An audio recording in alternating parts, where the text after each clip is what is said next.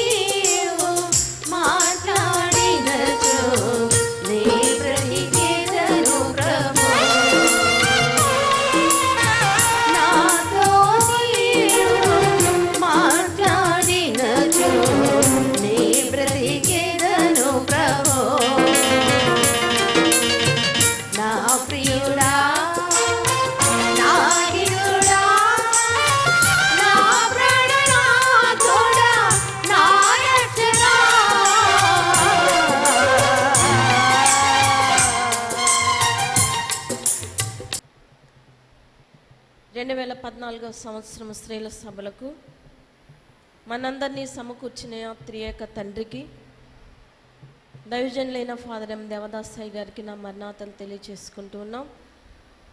మలాకి గ్రంథము 1వ అధ్యాయము 2-3 వచనములు చదువుకుందాం. ప్రభునందు ప్రియులారా, కూడి వచ్చినటువంటి మనందరకు ప్రభువైన క్రీస్తు యొక్క నామమున కృపా సమాధానములు కలుగును గాక. ఆమేన్. చదవబడినటువంటి వాక్య భాగంలో నుండి, యాకోబును ప్రేమించి తిని ఏశావును ద్వేషించి తిని. యెహోవా సెలవిచ్చినదేమనగా, నేను మీ ఎడల ప్రేమ చూపియున్నాను, అయితే మీరు ఏ విషయమందు మీరు నా ఎడల ప్రేమ చూపితి వందరు. అయితే నేను యాకోబును ప్రేమించి తిని ఏశావును ద్వేషించి తిని. ఇది దేవుని యొక్క జవాబై ఉన్నది. చాలామంది అనుకునేటువంటి మాట, దేవుడు మమ్మలను ప్రేమించుటలేదు,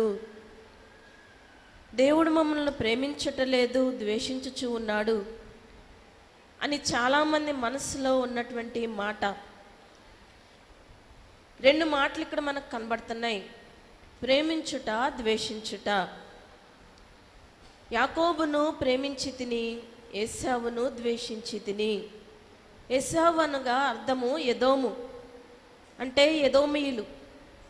ఈ ఎదోమీయులు సంపన్న దేశము కలిగినటువంటి వారు, బలమైనటువంటి వారు, అలాగే ఐశ్వర్యము అధికారము కలిగినటువంటి జనులు ఎదోమీయులు.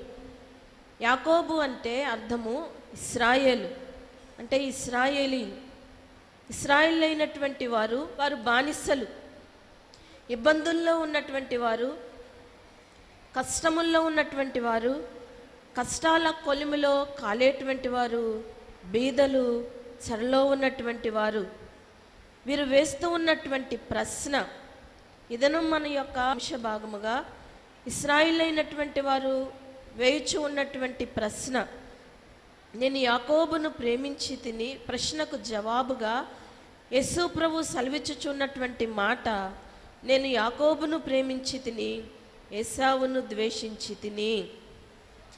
దేవుడు మమ్మను ప్రేమించుటలేదు, ఇశ్రాయేలీయులను త్రోసివేశారు అని వారు ప్రశ్నించుచూ ఉండగా, దేవుడు ప్రవక్త అయినటువంటి మలాకి ద్వారా, గాడ్స్ మెసెంజర్ లేక వర్తమానికుడైనటువంటి ఈ యొక్క మలాకి ద్వారా దేవుడు సెలవిచ్చుచూ ఉన్నటువంటి ఈ యొక్క జవాబుగా, నేను యాకోబును ప్రేమించి తిని ఏశావును ద్వేషించి తిని. బాధల్లో ఉన్నా కానీ, శ్రమలో ఉన్నా కానీ, బంధకముల్లో ఉన్నా, ఇబ్బందుల్లో ఉన్నా కానీ దేవుడు మిమ్మును ప్రేమించుచున్నాడు, ద్వేషించటలేదు. ఎవరైతే ఈ దినమందు బాధల్లో, శ్రమల్లో, ఇబ్బందుల్లో, ఇరుకుల్లో ఉన్న వారులారా, ఎవరి యొక్క మనసులోనైతే దేవుడు మమ్మల్ని ప్రేమించటలేదు, ద్వేషిస్తూ ఉన్నాడు అనుకునేటువంటి వారందరికీ కూడా దేవుడిచ్చేటువంటి గొప్ప జవాబు, దేవుడు మనల్ని ప్రేమిస్తూ ఉన్నాడు, ద్వేషించటలేదు.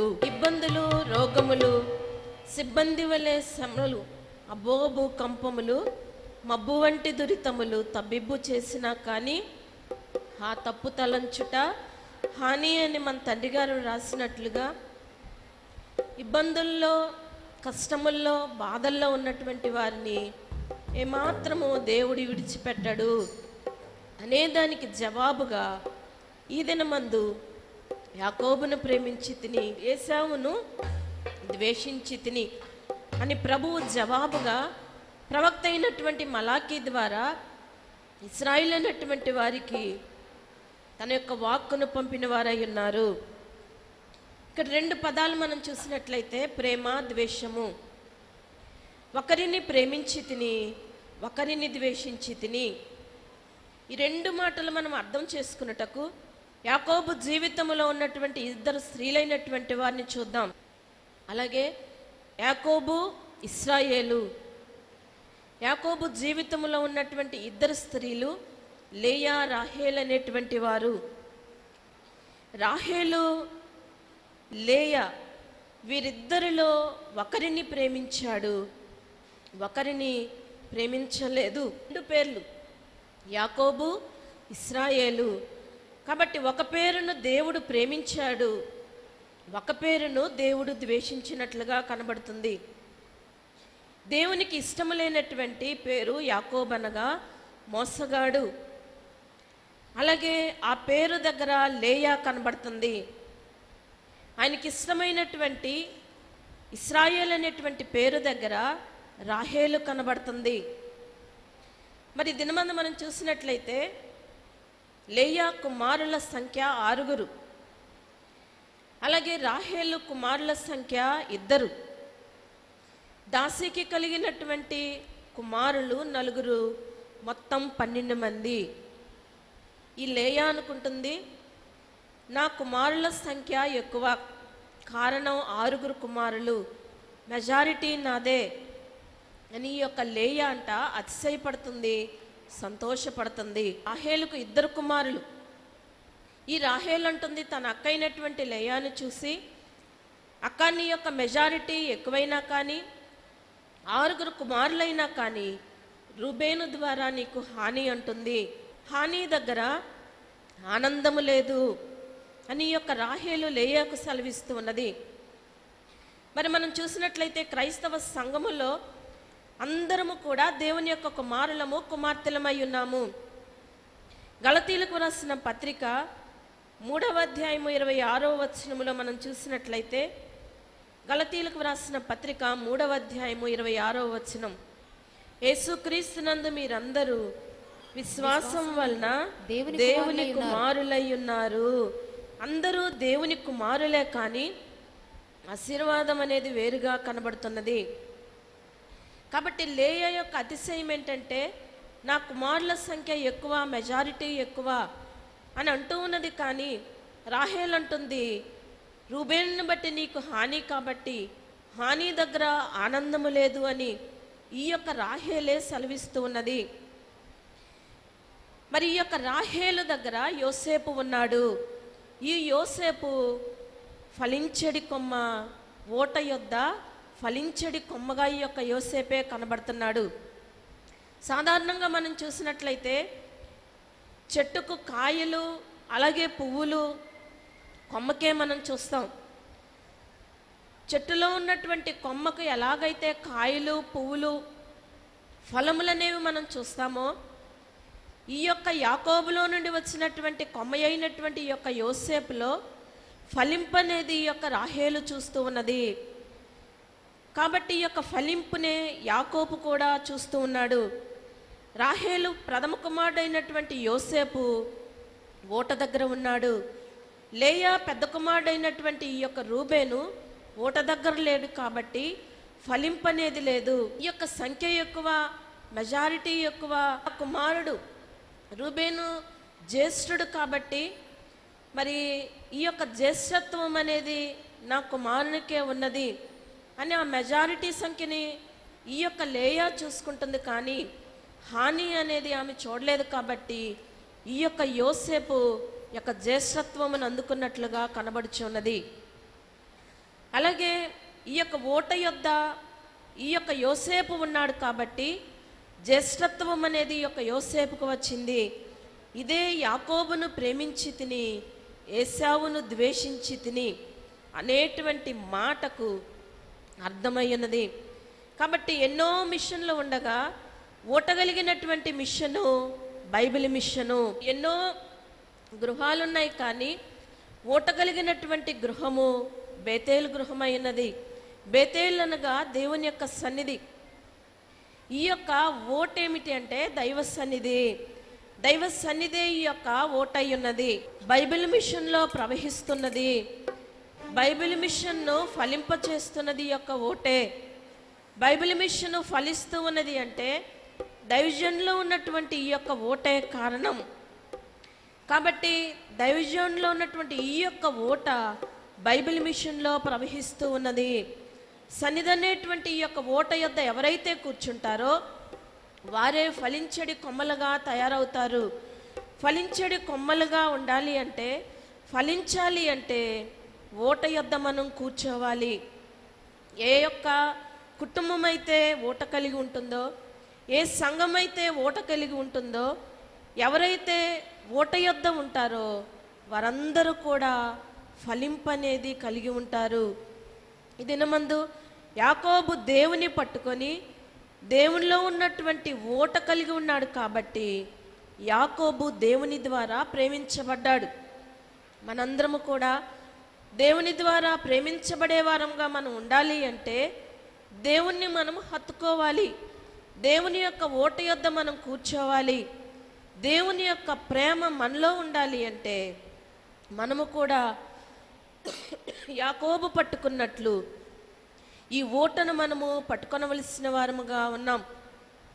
ఈ యొక్క యాకోబు ఓట యొద్ద కూర్చున్నాడు కాబట్టి దేవునిలో ఉన్నటువంటి ఓటను తీసుకున్నాడు కనుక దేవుని చేత ప్రేమించబడ్డాడు ఈ యొక్క యాకోబు.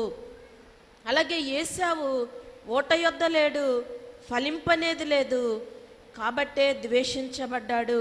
యాకోబులో అంట జ్ఞానం అనేటువంటి ఓట కలిగి ఉన్నాడు ఈ యొక్క ఏశావు. జ్ఞానం అనేటువంటి ఓట ఈ యొక్క ఏశావులో ఉన్నది కాబట్టి ఫలింపనేది ఏశావులో కనబడట్లేదు. మనం చదువుకున్నట్లయితే యోహాను సువార్త 4వ అధ్యాయము 12-14 వచనములో మనం చూసినట్లయితే సమరయ స్త్రీతోటి ప్రభువు మాట్లాడుతూ ఈ ఓటను గురించి, సమరయ స్త్రీతోటి ప్రభు యొక్క ఓటను గురించి మాట్లాడారు. ఈ ఊట మరలా దాహమయ్యే ఊట, నేనిచ్చే ఊట, నిత్య జీవపు ఊట, ఎన్నటికి నీ దప్పిక దాహం ఉండదు అని. యోహాను సువార్త 4వ అధ్యాయము 12వ వచనములో తానును తన కుమారులను పశువులను ఈ బావి నీళ్లు త్రాగి మాకిచ్చిన మన తండ్రి అయిన యాకోబు కంటే నీవు గొప్పవాడవా అని ఆయనను అడిగాను. అందుకు యేసు ఈ నీళ్లు త్రాగు ప్రతివాడును మరలా దప్పిగొనును, నేనిచ్చు నీళ్లు త్రాగు వాడెప్పుడును దప్పిగొనడు. నేను వానికిచ్చు నీళ్లు నిత్య జీవమునకై వానిలో ఊరెడి నీటి బొగ్గగా ఉండనని ఆమెతో చెప్పాను. సమరయ స్త్రీతోటి ప్రభువు ఈ యొక్క ఓటను గురించి మాట్లాడుతూ ఈ యొక్క ఓట మరలా దాహమయ్యే ఓట కానీ నేనిచ్చే ఓట నిత్య జీవపు ఓట, ఎన్నటికి నీ దప్పిక దాహం ఉండదు అని సమరయ స్త్రీతోటి ప్రభువే మాట్లాడుచు ఉన్నారు. యాకోబులో రక్షకుని యొక్క రాక ఓట, యేసు ప్రభు యొక్క లేక రక్షకుని యొక్క రాక ఓట యాకోబులో ఉంది. రక్షణ ఓట మోక్షానికి తీసుకొని వెళ్ళే ఈ యొక్క ఓట, యేసు ప్రభువులో రక్షకుని ఓట, అలాగే మోక్షం అనేటువంటి ఓట ప్రభువులో ఉంది. కాబట్టి ఎవరైతే ఈ యొక్క ఓట కలిగి ఉంటారో వారే నిత్య జీవమునకు హక్కుదారులని ప్రభువే మరి సెలవిస్తూ ఈ యొక్క ఊట యాకోబులో ఉంది గనుక యాకోబును ప్రేమించెను, ఏశావును ద్వేషించెను అని ప్రభువే జవాబుగా సెలవిస్తూ ఉన్నారు. రూబేను జ్యేష్ఠుడే కానీ 12 మంది కుమారుల్లో యాకోబు సంతానమైనటువంటి 12 మంది కుమారులలో పెద్దవాడైనటువంటి రూబేను జ్యేష్ఠుడే కానీ రూబేన్లో జ్యేష్ఠత్వము లేదు. ఏశావు జ్యేష్ఠుడే కానీ ఏశావులో జ్యేష్ఠత్వము లేదు. యాకోబులో జరిగినంత పని ఏశావులో కనబడట్లేదు. అలాగే రూబేను చేయలేనటువంటి పని యోసేపు ద్వారా ప్రభువే చేయించుకున్నట్లుగా కనబడుతుంది. ఈ యొక్క యోసేపు మరి తమది కానటువంటి మరి ఎక్కడికో వెళ్ళిపోయి తమ యొక్క ఊరు కాదు, వారి యొక్క స్వజనులు కాదు, వారి యొక్క బంధువులు కాదు, ఎక్కడికో వెళ్ళిపోయి తమది కానటువంటి దేశంలో ఆయనంట జ్యేష్ఠుడుగా ప్రకాశించాడు. ఈ యొక్క యోసేపు రథమెక్కాడు, రాజుగా ఊరేగాడు. తమది కానటువంటి ఆ యొక్క దేశంలో మరి ఆ యొక్క వంశము కాదు, ఆ రాజుతో అసలు సంబంధమే లేదు, ఆ దేశవాసులతోటి సంబంధమే లేదు.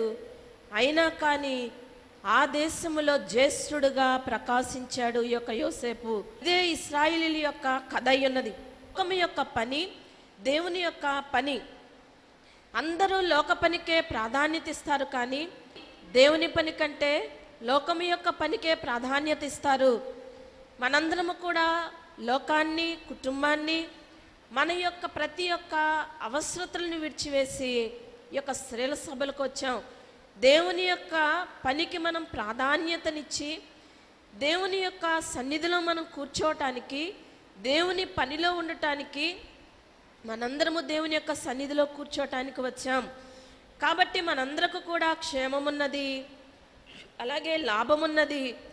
దేవుని యొక్క పనిలో కష్టమున్నా కానీ క్షేమమున్నది, అలాగే లాభమున్నది. మరి ఇది అందరికీ అర్థమయ్యేది కాదు. కారణం ఇది ఎన్నమంది మనం చూసినట్లయితే బైబిల్ మిషన్ అర్థం చేసుకోవటం కూడా అందరూ కూడా అర్థం చేసుకోలేరు. దేవుని యొక్క ప్రేమ అందరికి కూడా అర్థం కాదు. మరి దేవుని యొక్క ప్రేమను అర్థం చేసుకోవటం కష్టమే, కానీ అలాగే బైబిల్ మిషన్ను కూడా అర్థం చేసుకోవటం కష్టమే. అర్థం చేసుకున్నటకు అర్థము కాని వాయువుపై అర్థము కాని వాయువుపై చిత్రించబడినటువంటి బైబిల్ మిషన్కు అర్పణైనటువంటి వారందరూ కూడా ఆశీర్వదింపబడతారు. అర్థం చేసుకున్నటకు అర్థము కాని వాయువుపై చిత్రించబడినటువంటి బైబిల్ మిషన్కు అర్పణైనటువంటి మనందరము కూడా ఆశీర్వదింపబడినటువంటి వారము. అలాగే ఇది బయట వారికి అర్థమయ్యేది కాదు, కానీ వచ్చిన మనందరము కూడా అర్పణ కలిగి మనం వచ్చాం. దేవునికి సమర్పణ కలిగి దేవుని యొక్క సన్నిధిలో మనం కూర్చున్నాం. కాబట్టి మనందరము కూడా ఆశీర్వదింపబడినటువంటి వారమే. ఈ యొక్క లోకములో మనం చూసినట్లయితే ఈ యొక్క లోకము అలాగే సంఘము, లోకము విపరీతమైనటువంటి జ్ఞానముతో నింపబడి ఉన్నది. లోకములో విపరీతమైనటువంటి జ్ఞానముతో ఈ యొక్క లోకం తయారవుతూ ఉన్నది. ఈ విపరీతమైనటువంటి జ్ఞానాన్ని మనందరము కూడా మన మట్టుకు మనం జయించలేం. కానీ విపరీతమైనటువంటి జ్ఞానాన్ని జయించాలి అంటే దేవుడిచ్చేటువంటి వింతైనటువంటి జ్ఞానాన్ని మనం సంపాదించుకోవాలి. ఈ వింతైన జ్ఞానము అనుగ్రహింపబడేటువంటి స్థలమే దైవ సన్నిధి. కాబట్టి దేవుని యొక్క సన్నిధిలో, దేవుని యొక్క సంఘంలో వింతైనటువంటి జ్ఞానం, లోకము విపరీతమైనటువంటి జ్ఞానముతో నింపబడి ఉంటే దేవుని యొక్క సంఘము వింతైనటువంటి జ్ఞానముతోటి నింపబడి ఉన్నది. ఎందుకంటే విపరీతమైనటువంటి జ్ఞానమును వింతైనటువంటి జ్ఞానము మింగివేస్తున్నది. విపరీతమైనటువంటి జ్ఞానాన్ని వింతైనటువంటి జ్ఞానము మింగివేస్తుంది. లోకమంటుంది ఇన్ని ఏర్పాట్లు చేశారు, ఇన్ని వింతలు లోకములో ఉన్నాయి, తంతులు తమాషాలు మరి నేను చేశాను, కానీ ఈ యొక్క సంఘము తన యొక్క వింతైనటువంటి జ్ఞానముతోటి విఫలం చేసింది అని యొక్క లోకమే అంటుంది. వింతలు, తంతులు, తమాషాలను మనందరం కూడా విఫలం చేయాలంటే వింతైనటువంటి జ్ఞానాన్ని మనము కలిగి ఉండాలి. ఈ వింతైనటువంటి జ్ఞానమే దైవ సన్నిధి ద్వారా మనందరం కూడా ప్రభువే దయచేస్తారు. ఈ వింత జ్ఞానం ఇవ్వటానికే దేవుడు బైబిల్ మిషన్ను భూలోకానికి దించివేసినట్లుగా కనబడుచున్నది. దేవుడు బైబిల్ మిషన్ను వింతైనటువంటి జ్ఞానాన్ని ఇవ్వటానికే బయలుపరుచుకున్నారు. కాబట్టి ఆ జ్ఞానం దొరికేటువంటి స్థలము దైవ సన్నిధి. సన్నిధి కలిగినటువంటి మిషను మరి బైబిల్ మిషను. ఈ యొక్క యాకోబుకు పైకంట ఇశ్రాయేలు రూపం కనబడుతుంది. రూపము ఇశ్రాయేలు యొక్క రూపము. మరి అనుభవం అంట దేవుని యొక్క అనుభవం కలిగి ఉన్నాడు ఈ యొక్క యాకోబు. ఈ దినమందు మనం చూసినట్లయితే మరి యాకోబు పైకి ఇశ్రాయేలు యొక్క రూపం, అనుభవము, దేవుని యొక్క అనుభవం అనేది కనబడుతుంది. ఇశ్రాయేలీలు అమ్మబడినా కానీ, వారు బానిసలుగా ఉన్నా కానీ, స్వేచ్ఛ లేకుండా ఉన్నా, పైకి కష్టాల్లో ఉన్న వీరంట అనుభవము, దేవుని యొక్క అనుభవమే ఇశ్రాయేలు అయినటువంటి వారందరూ కూడా కలిగి ఉన్నారు. పైకి శ్రమ పడుతూ ఉన్నారు. లోకానికి వారి యొక్క శ్రమ కనబడుతుంది. వారు లోకానికి చూస్తే బానిసలుగా ఉన్నారు, అమ్మబడిన వారుగా ఉన్నారు. పైకి వారు ఏమీ లేని వారుగా ఉన్నారు. కానీ దేవుని యొక్క అనుభవమే తన యొక్క పిల్లలైనటువంటి ఏర్పాటు జనాంగమైనటువంటి ఇశ్రాయేలీలైనటువంటి వారు దేవుని యొక్క అనుభవము కలిగి ఉన్నట్లుగా కనబడుచు ఉన్నది. కాబట్టి యాకోబు ద్వారా ఇశ్రాయేలీలలోనికి దేవుని యొక్క అనుభవం వచ్చింది.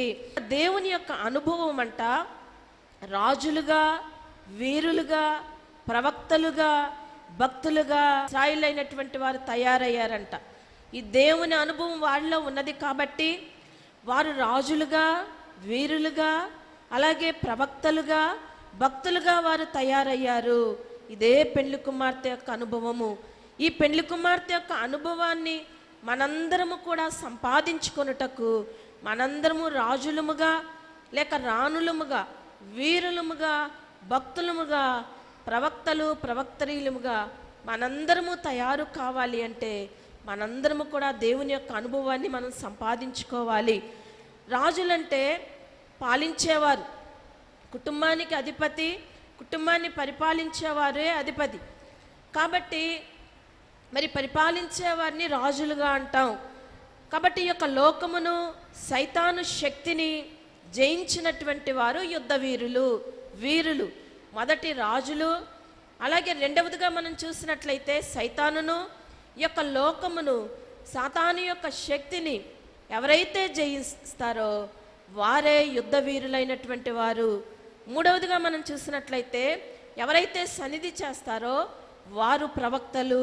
పరిపాలించే విషయంలో రాణులు, ప్రవర్తన విషయంలో మనందరము కూడా వీరులముగా ఉండాలి. మరి యాకోబు దేవుని గట్టిగా పట్టుకున్నాడు కాబట్టి గట్టిగా మనం కూడా దేవుని యొక్క వాక్యాన్ని మనం పట్టుకోవాలి. నన్ను దీవించే వరకు నేను నిన్ను విడిచిపెట్టను ప్రభు అని దేవుడు విస్తేనే యాకోబు దీవించబడ్డాడు. యాకోబు గట్టిగా పట్టుకున్నాడు కాబట్టి యాకోబు ఆశీర్వదింపబడ్డాడు. మనందరము కూడా వాక్యమును గట్టిగా పట్టుకోవాలి. వాగ్దానమును మనం పట్టుకోవాలి. వాగ్దానములు నమ్ముడి, దేవుని గ్రంథ వాగ్దానములు నమ్ముడి. వాగ్దానములే జరగవలసినటువంటి కార్యములు. వాగ్దానములో మరి నెరవేర్పు ఉన్నది చూడుడి అని మన తండ్రి గారు రాసినటువంటి కీర్తనలో మనం పాడుకుంటున్నట్లుగా ఎవరైతే గట్టిగా వాగ్దానాన్ని పట్టుకుంటారో వాగ్దానములోనే మరి నెరవేర్పు అనేది మనం చూస్తాం. ఈ దినమందు వాగ్దానమును పట్టుకోవాలి. గట్టిగా వాగ్దానాన్ని పట్టుకోకుండా వదులుగా మనం పట్టుకున్నట్లయితే వాదులాటలు వస్తాయంట. తండ్రి గారు చెప్పినటువంటి మాట, వాగ్దానం అని ఎవరైతే గట్టిగా పట్టుకోకుండా వదులుగా పట్టుకుంటారో వాదులాటలు వస్తాయి అని అయ్యగారు చెప్పారంట. కాబట్టి వాగ్దానములను వాడలేక వాదులాడుకుంటున్నా మనందరం కూడా వదిలిపోకూడదు, గట్టిగా పట్టుకోవాలి.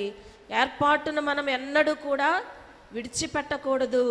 ఏర్పాటును మనం గట్టిగా పట్టుకొని యాకోబు వలె ఆశీర్వదింపబడిన వారముగా దేవుని చేత ప్రేమించబడిన వారముగా మనం ఉండాలి అంటే మనందరం కూడా వాగ్దానమును గట్టిగా పట్టుకోవాలి.